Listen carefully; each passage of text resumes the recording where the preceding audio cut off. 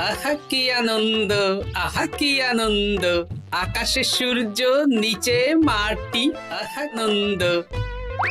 আরে ও গোপাল দাদা, গোপাল দাদা, এই সকাল সকাল কি আবার পিছু ডাকলো? আরে আমি গো আমি। আমি তো আমি নামে কাউকে চিনি না। আরে তুমি একটু পেছন ফিরে তাকাও তো। আমি তো সামনে যাচ্ছি, পেছনে তাকাবো কেন? ঠিক আছে, তাহলে আমি তোমার সামনে আসছি। আরে দৌড়াচ্ছ কেন? হ্যাঁ, আরে দাঁড়াও দাঁড়াও বলছি, দাঁড়াও, নইলে কিন্তু আমি মহারাজের কাছে যাব। হ্যাঁ, ও ভোলা তুমি? আরে আগে বলবে তো, আমি করছিলে কেন?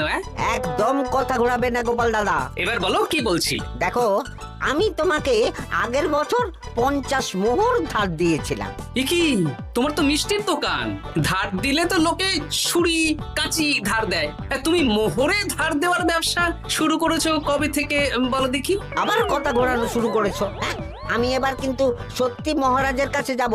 আরে মজা করছি তো। আরে বারবার আমাদের মধ্যে মহারাজকে টেনে আনার কি দরকার বলো তো? সে না হয় টানলাম, তবে তুমি ওই আমার 50 মোহর সুদ সহ কবে ফেরত দেবে বলো তো? আর কিন্তু তোমার হাতে ওই 1 সপ্তাহ সময় আছে। হ্যাঁ, 1 সপ্তাহ মানে কতদিন ভাই? 7 দিন, 7 দিন। 7 দিন? আচ্ছা 7 দিন মানে কত ঘন্টা? 24 গুণ 7, মোট ওই 168 ঘন্টা। ও, অনেক সময় আছে। দেখো গোপাল দাদা, তোমার সাথে কিন্তু আমার ওই কাগজে কলমে লিখিত পড়িত আছে। হ্যাঁ, যদি ওই সময়ের মধ্যে তুমি আমার কাছ থেকে নেওয়া ওই অর্থ আমাকে ফেরত না দিতে পারো, তাহলে কিন্তু তোমার ওই বাড়ি ঘর সব আমার হয়ে যাবে। হ্যাঁ, হ্যাঁ হ্যাঁ, মনে আছে মনে আছে। এখন রাজসভায় যাই, 168 ঘন্টা পেরিয়ে গেলে চলে এসো, কেমন? বেশ, কথাটা মনে থাকে যেন। হ্যাঁ, তখন আর কিন্তু কোনো চালাকি করতে যাবে না, আমি সোজা মহারাজকে বলে দেবো। ঠিক আছে ঠিক আছে।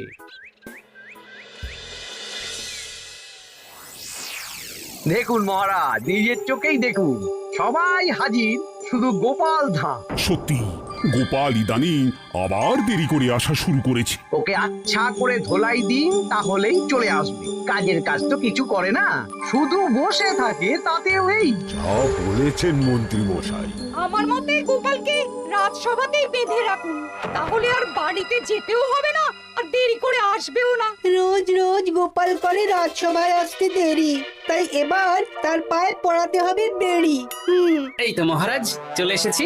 আর বলবেন না, রাস্তায় ভোলা ময়রা চেপে ধরছিল। থাক, আর অজুহাত দিতে হবে না। নেহাত ভাগ্যের জোরে এই রাজসভার চাকরিটা পেয়েছিল।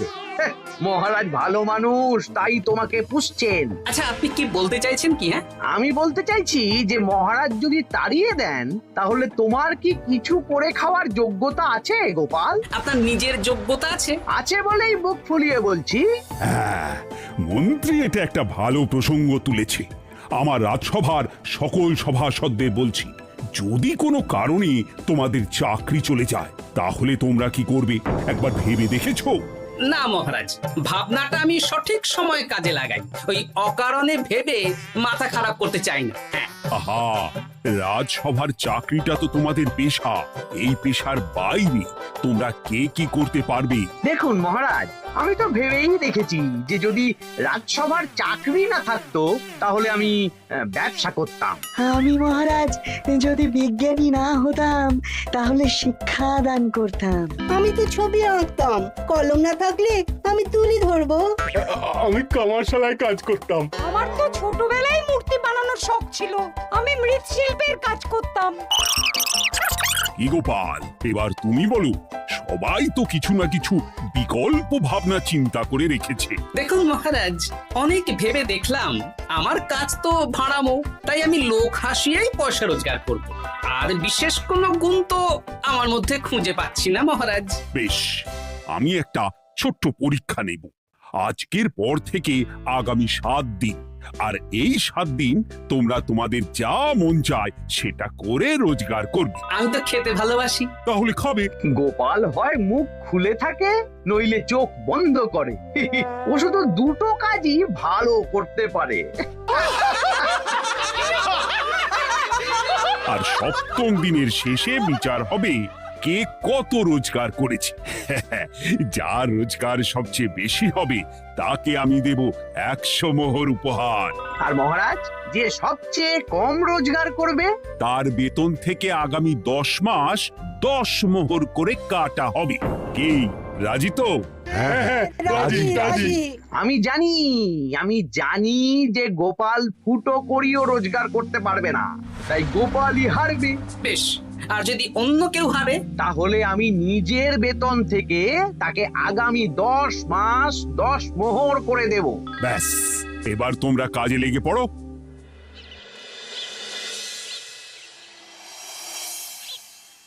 এ কি গিন্নি, আজকেও নিরামিষ? হ্যাঁ, আজকেও নিরামিষ খেতে হয়। হ্যাঁ, রোজই তো কিছু না কিছু একটা লেগে আছে তোমার। আমাদের পুরো শরীরটাই তো আমিষ। হ্যাঁ, তাহলে আমিষ খেতে বাধা কিসের বলো দেখি?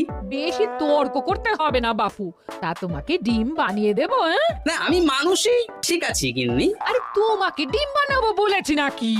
আমি বললাম তোমার জন্য ডিম বানিয়ে দেবো। জন্যটা তো বলনি তখন। আরে তাড়াতাড়ি দাও, তাড়াতাড়ি দাও। এখন কদিন শুধু খাবো আর ঘুমাবো, 7 দিন ছুটি। ছুটি মানে? সেসব পরে বলবো গিন্নি। যাও গিয়ে ডিম সেদ্ধ বসাও।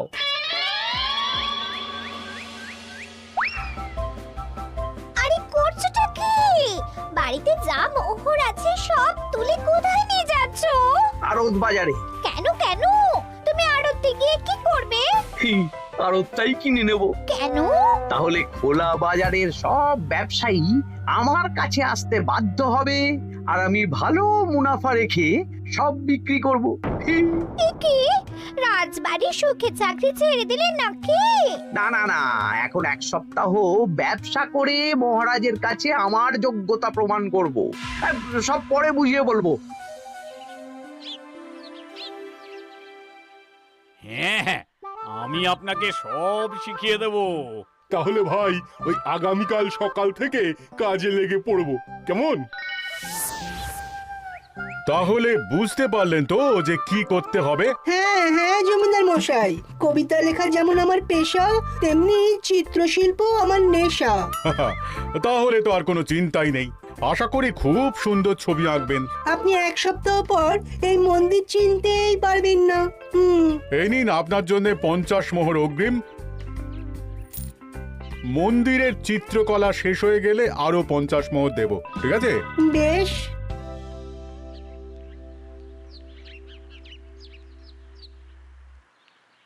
এই হাত চালা, হাত চালা। হাত পা সবই তো চালাচ্ছি মন্ত্রী মশাই। আপনি এত শাকসবজি আনাজ দিয়ে করবেনটা কি? আমি এখন 7 দিন কৃষ্ণনগরের বাজার নিয়ন্ত্রণ করব, তাই সব জিনিসপত্র আড়ত থেকে আমি নিজেই কিনে নিয়েছি। এবার সাধারণ বাজারের দোকানদাররা আপনার কাছে আসবে। কাল সকাল থেকে শুধু মোহর গুনবো।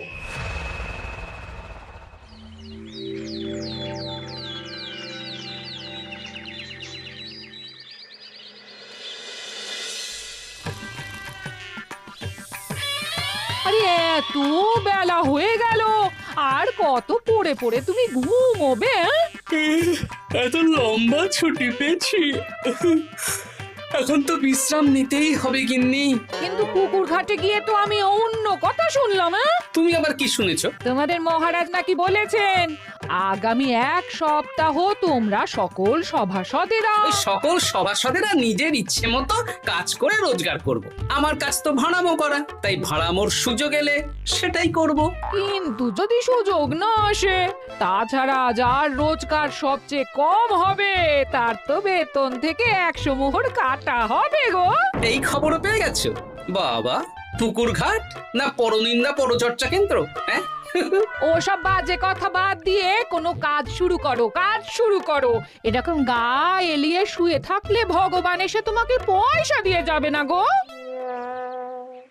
গোপাল দাদা, ও গোপাল দাদা, বলছি গোপাল দাদা, কি খবর গো? এই তো গতকাল তোমার সাথে কথা হলো, আজ একেবারে বাড়িতেই চলে এসেছো। তোমার যা হালচাল তাতে তো মনে হচ্ছে ওই কদিন পরে বাড়িটা আমারই হবে। আর সেই আশাতেই বসে থাকো। এই ভোলাময়রা এসেছে কেন গো? এসব কি বলছে? মা ঠাকুরুন, আপনার কাছে আর কি লুকাবো? বহুদিন আগে গোপাল দাদা আমার কাছে 50 মোহর ধার নিয়েছিল। সেই ধারের থেকে 5 মোহরা এখনো আমাকে শোধ করেনি। সে কি? হ্যাঁ, শর্ত অনুযায়ী যদি গোপাল দাদা আগামী ওই 6 দিনের মধ্যে ধার না শোধ করতে পারে তাহলে এই বাড়ি আমার হয়ে যাবে। তুমি আমাকে এত বড় কথা লুকিয়ে রেখেছো? না, আমি বলবো বলবো করে বলা হয়ে ওঠেনি আর কি। এবার আপনি দেখুন গিন্দিমা কি করবেন। ভিটে মাটি ছেড়ে কোথায় গিয়ে উঠবেন দেখুন। ইগো, এতেও তোমার হুঁশ হয় না? ধুর, এই অযথা চিন্তা করো না তো, কিছু না কিছু একটা হয়ে যাবে।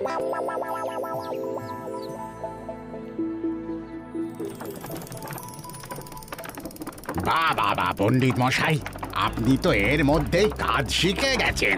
আমি তো ছোট থেকেই মাটির পুতুল বানাতে ভালোবাসতাম।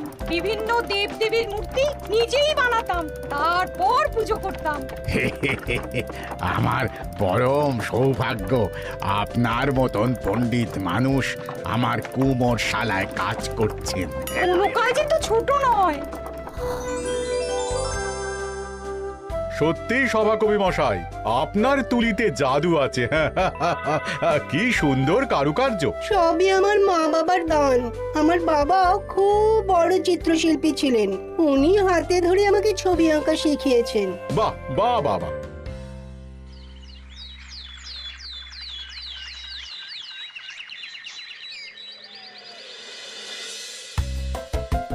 এই যে পুটি, আজকে তো একটা মজার জিনিস শেখাবো। কি জিনিস? নয়ের নামটা তো তোরা পড়েছিস, হ্যাঁ, বল তো। 9 একে 9, 9 দুগুণে 18, 3 9 27, 4 9 36। ঠিক আছে ঠিক আছে, এবার থাম। পুরো মুখস্থ। সে তো বুঝতেই পারছি। এবার মজার জিনিসটা দেখ। 9 কে 9, 9 দুগুণে 18, 18 মানে কি? 1 10 8। হ্যাঁ, এবার 1-এর সাথে 8 যোগ কর, কত হয়? 9 3 9 কত? 27।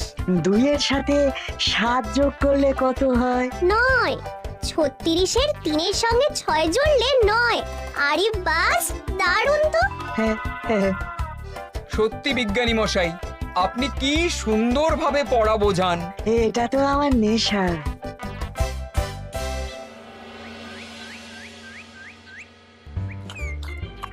বলছি, তুমি তো দিব্যি বাড়িতে বসেই আছো, কিছুই তো করছো না। সত্যি বলো তো, তুমি ভাড়ামো ছাড়া আর কি কিছু করতে পারো? এই আদেশ করতে পারি। গেনি, একটু তরকারি দাও তো, জলের ঘটিটা দাও না। যত সব। আচ্ছা, সত্যি তো ভাঁড় না হলে আমি কি হতাম? আমি কুমোর হতাম। মাটির কাজ শুনেছি খুব সোজা, যাই কুমোর পাড়া যাই।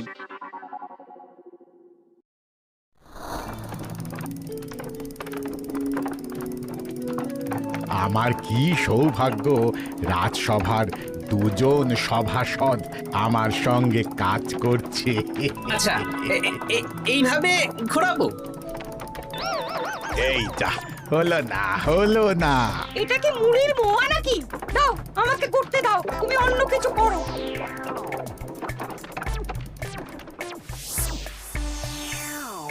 বলো গোপাল দাদা, কি দেবো? মুড়ির মোয়া, তিলের নাড়ু? আমি কিনবো না গো, বানাবো। হ্যাঁ, কি বানাবে? ওই মুড়ির মোয়া। কদিনের জন্য আমার একটা কাজ দরকার, বুঝলে? তা বেশ, তাহলে এসো, এই পিছনেই আমার কারখানা, গুড় মুড়ি সব রাখা আছে, বানাও। এই দেখো, এই যে গুড়ের হাঁড়ি আর ওই যে মুড়ির বস্তা, এবারে বানাও। বেশ, আমি তবে সামনে দোকানটা সামলাই।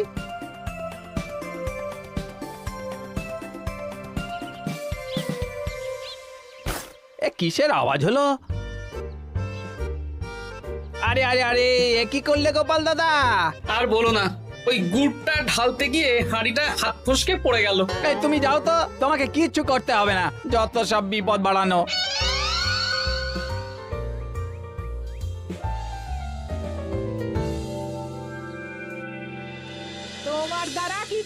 হবে না। হ্যাঁ, সত্যি তো আমার দ্বারা যে কিছুই হবে না গিন্নি। তাহলে তুমি করবেটা কি?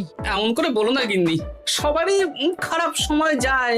আর খারাপ ভালো, যে সামান্য মুড়ির মোয়া বানাতে পারে না তার মুখে এসব মানায় না, মানায় না। এদিকে বাজারে সবজির দাম হু হু করে বেড়ে গেছে। হ্যাঁ, তাই নাকি? বলি তুমি জানবে কি করে? কদিন তো শুয়ে বসে আছো, আমি তো বাজার দোকান করি। মন্ত্রী মশাই এখন আড়ত সামলাচ্ছেন আর সাধারণ বিক্রেতাদের চড়া দামে বিক্রি করছেন। হ্যাঁ, ও বেটা জীবনে শোধরাবে না। উনি তো তাও ছলে বলে রোজগার করছেন গো। আর তাছাড়া অনেকে পথে গান শুনিয়েও রোজগার করেন, সেটাও তো তুমি পারবে না। হ্যাঁ, এই তো পেয়েছি। 6 দিনের মাথায় তো রাজসভায় একটা বৈঠক হবে, সেদিনই আসল মজা জমবে। কিসের মজা গো? হ্যাঁ, সেটা সেদিনই বুঝতে পারবে।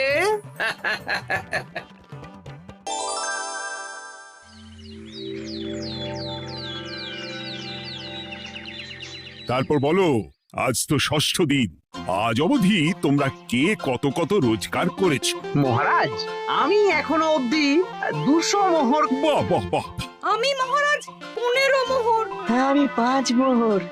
বিভিন্ন বাড়িতে বাচ্চাদের পড়াচ্ছি, শিক্ষাদান করছি দিনরাত। সেনাপতি, আমি 10 মোহর পেয়েছি, আরো পাবো। আমি 50 মোহর অগ্রিম পেয়েছি, আরো পাবো আগামীকাল। বাহ বাহ বাহ! সবাই তো ভালোই রোজগার করেছো। আর গোপাল, তুমি বলো। মহারাজ, আমি এখনো অবধি কোনো রোজগার শুরু করিনি। আমি আগেই বলেছিলাম গোপাল একটা কানা করিও রোজগার করতে পারবে না। আসলে মহারাজ, আমি আজ সকালেই আমার প্রতিভা খুঁজে পেলাম। তোমার আবার কি প্রতিভা? আমি ভালো গান গাইতে পারি মহারাজ। আমার ছোট্টবেলার ইচ্ছে ছিল আমি রুদ্ধদ্বার সভা করব, গান গাইবো, আর দর্শক বা শ্রোতারা আমার গান শুনে আমাকে পয়সা দেবে। বাহ বাহ বাহ! তা শোনালে না কেন? আমি চাই আপনারা সবাই আমার বাড়িতে আসুন, আমার গান শুনুন। এই না না না না না, তোমার গান শুনে অর্থ ব্যয় করতে পারবো না গোপাল। যদি শোনাতে হয় তো বিনামূল্যে শোনাও। তুমি ভেবেছো কায়দা করে গান শুনিয়ে রোজগার করবে? সেসব চালাকি কিন্তু চলবে না। না মহারাজ, আমার গান শুনতে আসার জন্য একটা কানা করিও খরচ করতে হবে না। আমি বিনা পারিশ্রমিকে গান শোনাবো। বেশ, তাহলে কবে শোনাবে বলো? এখনই চলুন, শুভস্য শীঘ্রম। আবার যেতে হবে কেন? এখনই শোনাও। আমার আবার নিজের বাড়ি ছাড়া প্রতিভা বিকশিত হয় না। বেশ তো, এই কদিন টানা কাজ করেছি, তোমার গান শুনে মনটা যদি ফুরফুরে হয়ে যায় ভালো তো। চলো গোপাল। আসুন আসুন, সবাই ভিতরে আসুন। আসন পাতা আছে, সবাই বসুন।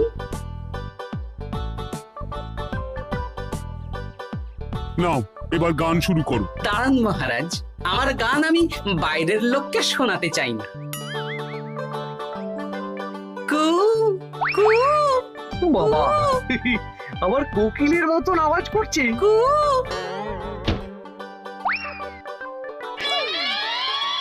নাও নাও, শুরু করো।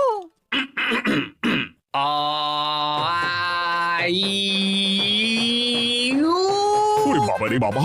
আরে এত চিৎকার করছো কেন? থামো থামো থামো! এটা ভালো লাগছে না, অন্য গান শোনাচ্ছি তাহলে। আকাশে মেঘে বাতাসে বায়ু, জ্যোতিষী বলেছে আমার 100 বছর আয়ু।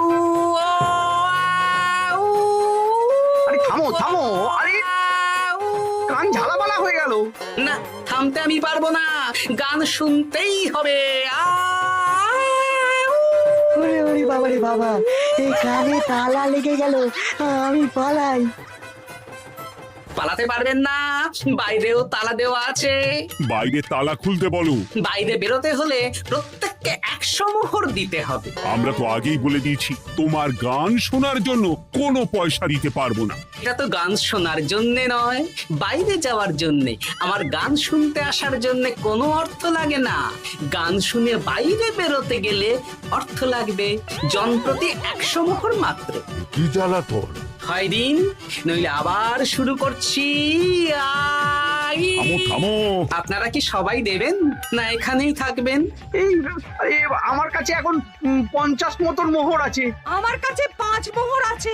সে আমি লোক পাঠাচ্ছি আপনাদের সবার বাড়িতে, পুরো অর্থ পাবো, তারপর সবাইকে ছাড়বো। আচ্ছা, এটা কি ঠিক করলে গোপাল? দেখুন মহারাজ, আমি কথা নিয়ে খেলি। সব সভাসদেরা 6 দিন খেটে যা না রোজগার করেছে, আমি শুধু বুদ্ধির জোরে আর ভাড়ামো করে ঘন্টা খানিকের মধ্যে তার থেকে বেশি রোজগার করে নিলাম। যদিও এখনো একদিন সময় আছে। সত্যি গোপাল, তোমার বুদ্ধির জবাব নেই।